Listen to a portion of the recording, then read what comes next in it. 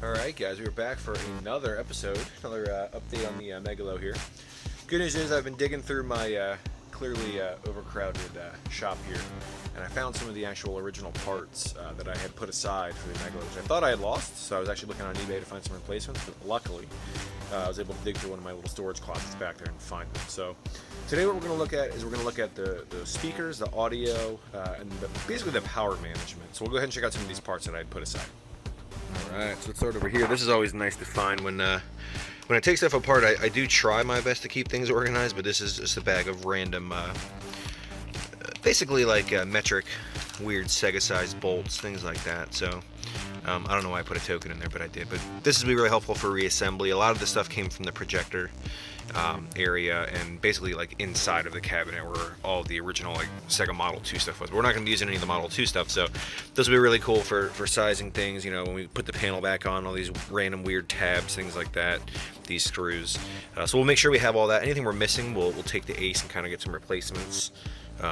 Ace does have a really nice metric section that allows you to buy single bolts, so I usually just bring some in there and kind of size them, things like that.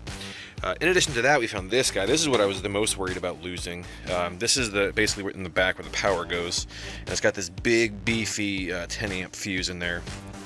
Really nice piece. It actually bolts in the back, but what's crazy about this is look at this breaker.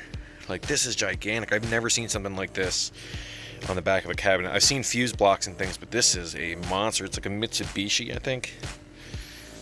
Yeah, Mitsubishi SN10 breaker. But basically all we're going to do is we're pulling the white, the black, and the green from the wall. So basically we're going to cut this here, and then we're going to cut one of these. This is your earth, your ground, and then this is your black and white. So originally the Sega harness had plugs for these, but we're going to basically cut one of these and then these off, and then we're going to splice them into a power strip, like, you know, like a 5-port wall power strip that'll power both the monitor, the the amplifier, and the PlayStation or PC or whatever we put in here.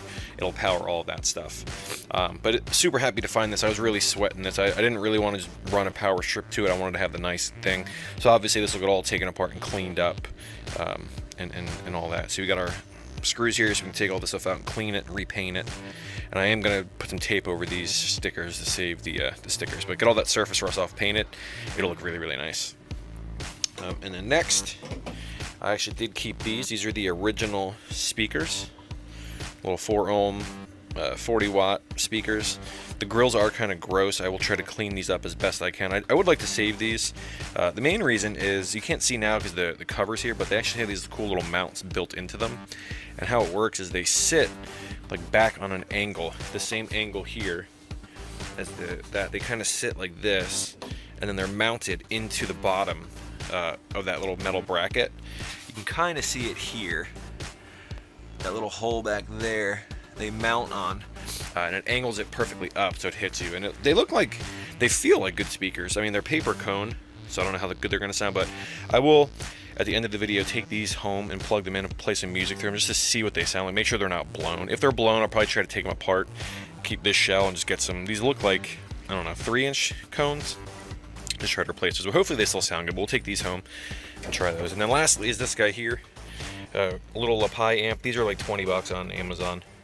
They're really good. They're little 20 watt amps. But basically, you just plug it in, and it's got bass, treble, and I think just like volume, and tone, things like that. But anybody in the arcade community that's ever done a MAME setup or a Raspberry Pi or anything, you probably know what these are. So nothing special here, just a little amp. But we're gonna take these home and plug everything in and power that stuff up and make sure it works. And then obviously too with this, we're going to take this home and cut it, kind of splice into that power strip and make sure that this whole thing's working. I like that it has the built-in on-off switch too. That's always nice. We can multimeter everything and check it, make sure we get our 120 and everything before we put it into the actual Megalo. Okay. Alright guys, so we are at the back of Megalo now, and please forgive these garbage cuts here. This will all be basically straightened out and flattened, and we're gonna sand that, and then we're also gonna go ahead and make sure we have the right length hardware. You can see it kind of sticks out, and I might even build a like a cover thing that kind of goes down, basically from the top all the way down, just like a foam board thing or something like that that kind of goes all the way down with that to make that a little bit cleaner. But what I wanted to show you is I actually wanted to show you the back of the Megalo cab here. So it's actually kind of big. I have the side panels are actually over here on the Turtles cab. Those panels are going to get cleaned up, and then they actually fit here on the sides. So they fit from the corner here, and they go all the way down, and then all the way down to basically here. They clip there, so all that'll be cleaned up and repainted, and then kind of they bolt into the side. And in the back here, there's a big metal door, which I do have. It's over there, tucked away just like everything else in here. But I wanted to show you how big it is in here. So this is originally where all the Model 2 stuff sat. Big wood pieces. I did salvage the wood. It's a little bit swollen, but we're going to go ahead and sand all that down. It has a nice big rubber feet on it for whatever we put in here. But basically how this is going to work is we're going to put the wood here, and then we're going to have the PlayStation 4 kind of sitting on this panel right here.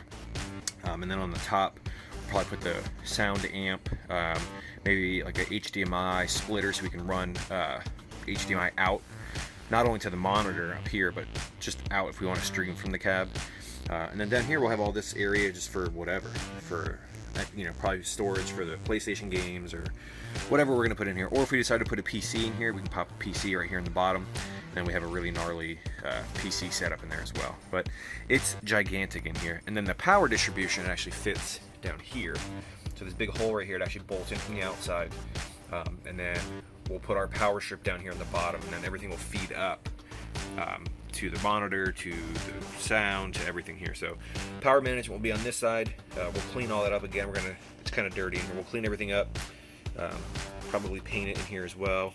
Get the wood all cleaned up and kind of do that there. So pretty sweet little, not little, pretty sweet big setup here in the back of the Megalo. But once it's all cleaned up, it'll be a nice way to keep everything functioning and clean. And then also here I noticed we have some fans. These obviously need to be cleaned, taken out and all that, but I might try to incorporate those. So not a lot of heat is going to be in here. PlayStation 4 doesn't put out that much heat, and it's in a gigantic area, but we have these vents here on the front. I might throw that fan on it just to try to pull some heat out. Old meter, I'm pretty sure it's a 12-volt fan, but we'll double check everything, and if so, I'll just wire it in and get it running. Alright, so we are going to head back to my house to do all this wiring. So not a lot of physical progress here on the Megalo today, but we're going to go ahead and wire everything up and meter everything. And then once that's done, we'll be able to bring power and a PlayStation up here to plug in, to check sound, to check video, to check all that stuff. And after that is even more wiring for the control panel here. There we go. I'm still an amateur. We got to wire all that stuff up, make sure the Brooks and everything are working for the PlayStation. So once we get all that in, we'll be moving forward. But for now, let's head back to the house. My poor fingertips are getting ready to hurt from stripping all these wires and testing everything, but gotta do it. Alright, so we have all the crap we need here. We have all our connectors, we have the speakers, we have our strip that we're going to cut up. But I want to start here and kind of show you guys how this works. So originally on the Megalo, your power would go here like a standard computer power plug, and you have your on-off switch. But it gets fed through this little switch, and then it comes through all this craziness, and then it goes into this guy. And the way it works is when the power is on, it actually pulls this little, like, I don't know what this is called, but this little mech goes in, and once that's in, it bridges the power. So we don't need all this because we're not running anything crazy. We're just going to run the 120 volts AC from the wall. So what I'm going to do is, I've already pinned this out, but we're just going to pull the wires, the white, the black, and the green from here. We're just going to pull it out of here, so the white, the black, and then we'll pull one of these for green. And then basically we're going to go ahead and cut those, and then we're going to cut the end off this brand new power strip here. So this will be our green, this will be our white, this will be our black. We're going to cut them, splice them together this way. This is a surge protector, but over here when we hit the normal power switch to on, it'll send power to this, which will be powered on, and then that'll power the monitor, the TV, and the amp. And that's my dog. Alright, so we have these wires stripped from the actual power supply. So what we're going to do now is go white to white, black to black, and green to green. So I'm going to go ahead and solder those and then throw some heat shrink on there, and we'll kind of show you what that looks like once we're done. Alright, so as you can see here with everything spliced together, I soldered it, I threw some electrical tape on there, then I also threw some Tessa tape on there. Tessa tape's awesome, it's like fabric tape, it keeps everything nice and snug. So what we're going to do now is we're going to plug this in to the wall. Plug it into this little guy too, make sure it's off.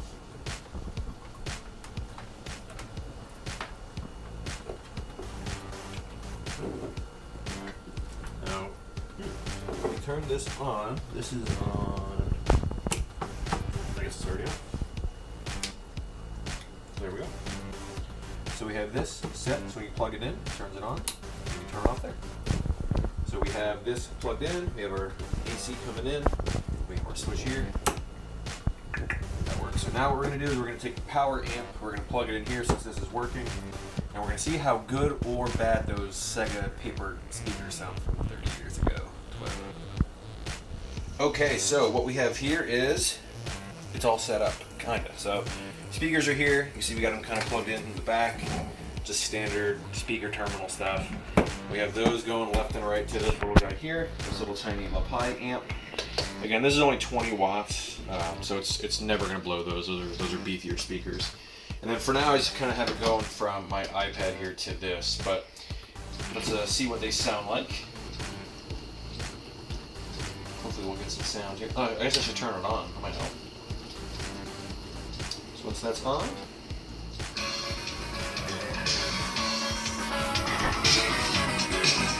they actually sound pretty good.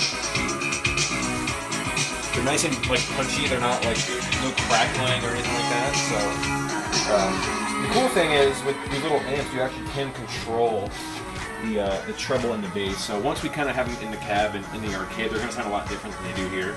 So we'll be able to kind of fine tune these. What we're going to be doing for the monitor is the PlayStation 4, the PC is going to output HDMI. And then we have a little box that takes the HDMI and it splits it to RCA audio out and then to HDMI out as well. So we're going to be able to pull the RCA audio that goes to this directly from that little adapter. And it doesn't add any lag or anything like that to the monitor. It's actually the same one I have in my Chulitz cabinet. But there you go. So we have the power management worked out. And then this is feeding this, which will do the television, the PlayStation, and then obviously this is speakers. We can fit 2 or 3 other things if we want to add any lighting or anything like that. But we have power and we have audio sorted. Next up is going to be more management of wires and stuff like that. Alright guys, so that is going to do it for this episode. Doesn't seem like a lot, but it actually is a really good thing that we got those parts found and kind of working. So I had misplaced that stupid power brick probably 6 months ago in a box and thought it was gone. I was scouring eBay to try and find another one. Luckily I found that one. So huge relief to find the power, to get the audio sorted, to make sure that those speakers actually still work. As you can see in the grills, they're kind of rough, but we're going to go ahead and scrub those and clean them and probably do some touch-up on them to make them sure that they hold up and look decent. You'll never see them because they're going to be under the grills, but still, I just want stuff to be clean and whatnot. But as always, guys, I do appreciate it. This coming up weekend, for me, not for you guys, obviously, but I'll be working on getting everything mounted and kind of mocking everything up to make sure it's good. The next video, we'll actually have a PlayStation up at the shop to plug in so we can see what the monitor looks like. Make sure the monitor is the right height, the right angle for people playing it, all that fun stuff. But as always, guys, I do appreciate it. We've got a lot of new subscribers from Paducah. If you haven't heard that, it's our podcast that we have. Myself, Rob, and Jared run Paducah. We just had our 9th episode, Defender, coming out. So appreciate that. But as always, guys, give it a like, give it a subscribe, give it a follow, whatever it is that you guys do. And we'll see you in the next episode. See ya.